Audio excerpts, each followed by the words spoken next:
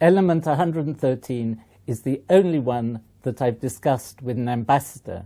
In fact, it's the only one I've discussed with two ambassadors, because I've discussed it with both the old and the new Japanese ambassador to London. And the reason why I was discussing it is because element 113 is the first element to be definitely synthesized in Japan. And so it is a huge excitement in the country. I was in Tokyo in February this year, 2016, and I met a representative of RIKEN, the lab where these elements were synthesized, and they gave me a press release about the element. The really exciting thing from their point of view is that they get to choose the name of this element. Now, you have to understand that making these so-called super heavy elements is not a quick process. It's not like boiling things up in a test tube and finding a new element. It takes years and years and years. And over the history of the search for elements, the last 200 years, there have been hundreds of claims by people believing that they have discovered new elements. So now the process is extremely rigorous, and now they've got to the final stage and the name has been chosen. The name they chose was nihonium, which is a Latinized version of the Japanese name for Japan, Nihon. I'm sure I've pronounced that incorrectly. The experiments that led to this discovery began a long time ago, more than 12 years ago. And like all elements of this part of the periodic table, they're made by taking a heavy element, in this case bismuth, atomic number 83, and a light element, this case zinc, accelerating the zinc to a huge speed, and the nuclei fuse together to make an element of 113. What you have to realize is that you take billions and billions and perhaps trillions of zinc atoms to get one atom of element 113. Apparently, the Japanese lab observed 3 atoms over a period of 9 years. So this is not something that you do quickly on a Friday afternoon and publish the next day. A huge amount of verification is needed to make sure that what you see is genuine. And the way that you detect these elements is that once they're formed, they shoot out of the back of the bismuth target onto a detector, and then they decay radioactively into a chain of different elements. And this chain of elements tells you which element you formed, because soon you get to part of the periodic table where you know how the elements decay. What is amazing, though, is that people can also tell a little bit about the chemistry of these elements. You can only do a limited amount of chemistry when you have one atom at a time. But what they can do is to bounce the element, the atom, when it's ejected, off some sort of surface, say gold or Teflon, and see if there is any difference between the way they stick. You can tell quite a bit about the element just from this sticking. And in fact, the measurements have been made, and element 113 does stick to gold quite strongly. This part of the periodic table is really unusual because just by chance, the way the atomic numbers add up, the number of the element, 113, is the same as the group it's in, or at least the 13 is. It's in group 13, the same element as boron. And if you go down, element 113, nihonium, is just below thallium. And we know quite a lot about the chemistry of thallium, particularly it's very poisonous. Now, you can't tell whether nihonium will be poisonous because you only have one atom.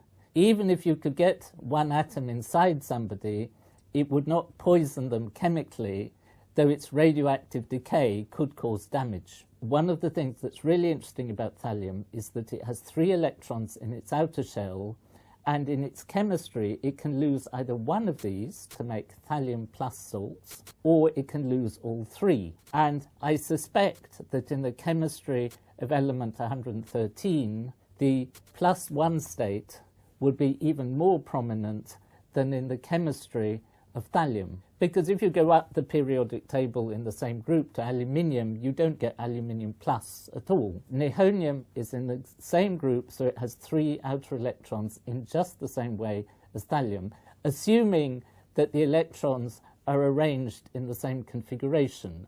Because when you get to these large atoms, their energy levels of the different shells are very close together, so it would be possible, at least in theory, for the configuration to be different.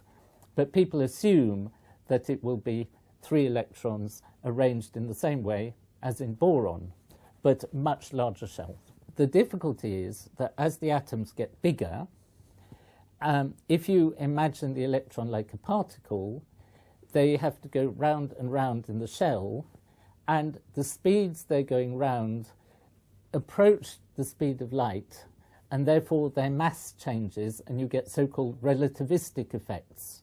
We made a video about this on the properties of mercury, which is a much lighter element than element 113. So people will have to do quite a lot of calculations, and in the end, unfortunately, these will just be theory because it will be very difficult to verify them. Now, the important question that people always ask is, what on earth is the point of making elements like this? And the answer is that it gives us a much better understanding of how the protons and the neutrons in the nucleus bind together. And it's only when you look at the extremes, when they are binding together relatively weakly, that you can test whether your theories are any good. So, although it's an enormously expensive experiment, the results are really very useful. Professor, do we not already know enough about how protons and neutrons work? I mean, we can make atom bombs and nuclear energy. We understand the everyday elements very well. Why do we need to know more? Have we not sort of got our head around it enough? The radium nucleus threw off an alpha particle consisting of 2 protons and 2 neutrons. The importance of these experiments is that there have been predictions that when you get very heavy elements, the so-called super heavy elements, they may become more stable than one might expect. In general, what has been found as people have gone up to heavier and heavier nuclei, they've become less and less stable. But now there is some indication that these very heavy elements are more stable than one might expect. That doesn't mean they're very stable. They may only last a small fraction of a second, but that's longer than people might have expected just by extrapolating the lifetimes of the other ones. I think it's a great honor to anybody, to any country, and I think it is a very nice example of collaboration between different countries, because although it was discovered in Japan, its existence was verified and justified by experiments in Germany and Russia. So it's a very good example of international collaboration. I find the name slightly difficult to pronounce, but it's a lot better than Roentgenium, which I find almost impossible to pronounce. This is the press release, and on the back is a photo of the leader of the team, Professor Morita, with presumably the periodic table showing his element. But the thing I really like is the quotation at the end. It says, "For Morita, then part of the coming year will be devoted to thinking of and proposing a formal name." They've now done that. But he's looking forward to the next step in his research. "We plan now to look to the uncharted territory of element 119 and beyond, aiming to examine the chemical properties of the elements in the 7th and 8th row of the periodic table, and someday to discover the island of stability." So, all being well, there'll be lots more periodic videos on the subject. Oh, I'm wearing a Japanese happy, which was given to me in Tokyo by a great fan, Nagayasu Nawa. And you can see, unfortunately, element 113 comes here in my armpit. It's a really nice periodic table, and it's even better on the back.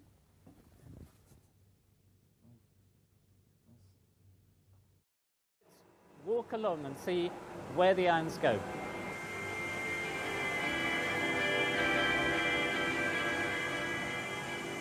By the time we get to here, the ions are already traveling at 5% of the speed of light. Beam hits the targets here, and the wheel rotates with about 1,000 revolutions per minute.